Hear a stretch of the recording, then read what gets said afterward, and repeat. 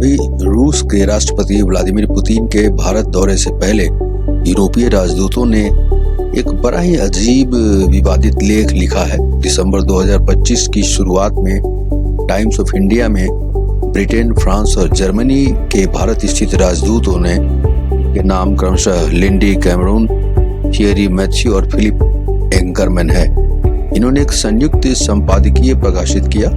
इस लेख में उन्होंने रूस पर यूक्रेन युद्ध को आगे बढ़ाने के आरोप लगाए और उसे शांति प्रयासों में बाधा डालने वाला बताया। लेख के मुख्य बिंदु इस प्रकार हैं कुछ। रूस पर युद्ध तेज करने के आरोप। राजदूतों ने लिखा कि रूस ने शांति वार्ता के दौरान भी हमले तेज कर दिए। शांति वार्ता शुरू होने के बाद पुतिन ने यूक्रेन पर युद्ध के अब तक के 22 सबसे बड़े हवाई हमले किए, नागरिक लक्षित हमले। दूसरी बात उन्होंने कही कि हर दिन निराधार बेवजह यानी इनडिस्क्रिमिनेट रूप से हमलों में नागरिक बुनियादी ढांचे जैसे घर, अस्पताल और स्कूल, इनको निशाना बनाया जा रहा है। पिछले सप्ताह ही रूस ने उनके हिसाब से, उनके कथनानुसार पिछले सप्ताह ही रूस ने 1200 से अधिक ड्रोन और 60 से अधिक क्रूज और बैलिस्टिक मिसाइलें दागी, जो कहीं से ठीक नहीं है। ये पूर्णतः निंदनीय है। लेख में आरोप है कि यह शांति के प्रति गंभीर कदम नहीं है, बल्कि पूर्ण निर्दयता के साथ युद्ध का विकल्प है। इससे एक वैश्विक अस्थिरता हो गई है। राजदूतों ने रूस पर आरोप लगाया कि वह यूरोपीय वायु क्षेत्र में घुसपैठ कर वैश्विक अस्थिरता बढ़ा रहा है और चुनावों, मीडिया व संस्थानों में दखल देकर लोकतंत्र को कमजोर कर रहा है। संभावित शांति उदासीनता।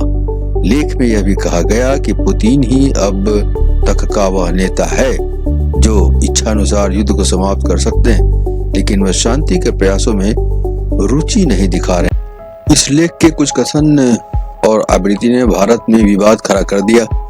पूर्व विदेश सचिव कर्नवाल सिंबल ने सोशल मीडिया पर लिखा कि यह रूसी राष्ट्रपति के भारत दौरे से ठीक पहले एक विषाक्त लेख है, इट मीन्स पॉइजनस, जो कूटनीतिक मानदंडों का उल्लंघन करता है और यह भारत के रूस के साथ मित्रतापूर्ण रिश्तों पर सवाल उठाता है। उन्होंने इसे भारत के हितों का अपमान और भीतरी मामलों में दखल तक करार दिया। इस तरह के तीखे शब्दों को विदेश नीति के परिप्रेक्ष्य में अनुचित माना गया उनकी तरफ से, यानी जो उन लोगों ने किया, जो ब्रिटिश और यूरोपियन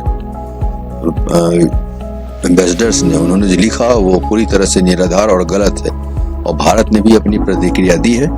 भारतीय विदेश मंत्रालय MEA ने इस घटना पर टिप्पणी करते हुए कहा कि तीनों राजदूतों द्वारा यह लेख प्रकाशित करना बिल्कुल असामान्य है और तीसरे देश के साथ भारत के रिश्तों पर सार्वजनिक सलाह देना कूटनीति की स्वीकार्य प्रथा नहीं है। एक पुलिस अधिकारी ने बताया कि मंत्रालय ने इसे ध्यान में लिया है। कुल मिलाकर भारत ने इसे अपनी संप्रभुता और निर्णय प्रक्रिया में बाहरी हस्तक्षेप के रूप में देखा। सरकारी बयान के अलावा कोई औपचारिक निंदा नहीं आई है, लेकिन कूटनीतिक स्तर पर इस मुद्दे पर नाराजगी जरूर जताई गई है भारत की तरफ से। अब तक इस लेख पर रूसी सरकार या राजनयिकों की ओर से कोई सार्वजनिक प्रतिक्रिया नहीं आई है। रूसी पक्ष ने इस विषय पर चुप्पी साधी हुई है। अंतर्राष्ट्रीय मीडिया या रूसी आधिकारिक चैनलों में भी इस लेख को लेकर कोई बयान सामने नहीं आया है। पुतिन के दौरे का प्रस्तावित एजेंडा। अब हम लोग आते हैं इस मुद्दे पे कि उनका एजेंडा क्या है। रूसी राष्ट्रपति पुतिन भारत में 4 से 5 दिसंबर 2025 को 2 दिवसीय राज दौरे पर आ रहे हैं। क्रेमलिन के अनुसार वे प्रधानमंत्री नरेंद्र मोदी के साथ सभी विशेष महत्व की रणनीतिक साझेदारी के मुद्दों पर चर्चा करेंगे और दौरे का जो संभावित कार्यक्रम है वो कुछ इस प्रकार है। सबसे पहले सम्मान समारोह व बैठकें होंगी, जिसमें पुतिन राष्ट्रपति द्रौपदी मुर्मू से राजभवन में मिलेंगे और प्रधानमंत्री मोदी के साथ उच्च स्तरीय वार्ता करेंगे। दोनों देशों के बीच किसी न किसी संख्या में इंटर सरकारी तथा व्यापारिक समझौतों पर हस्ताक्षर की उम्मीद है। वित्तीय एवं रक्षा साझेदारी भी होगी। इस एजेंडे में ऊर्जा क्षेत्र, विशेष रूप से रूस से तेल आयात और अमेरिकी प्रतिबंधों से निपटने के उपाय, रक्षा खरीद और तकनीकी सहयोग शामिल है। सूत्रों के अनुसार 5 अतिरिक्त S-400 एयर डिफेंस सिस्टम खरीदने पर विचार हो सकता है। इसके साथ ही नागरिक परमाणु ऊर्जा क्षेत्र में सहयोग बढ़ाने के प्रस्ताव भी हैं।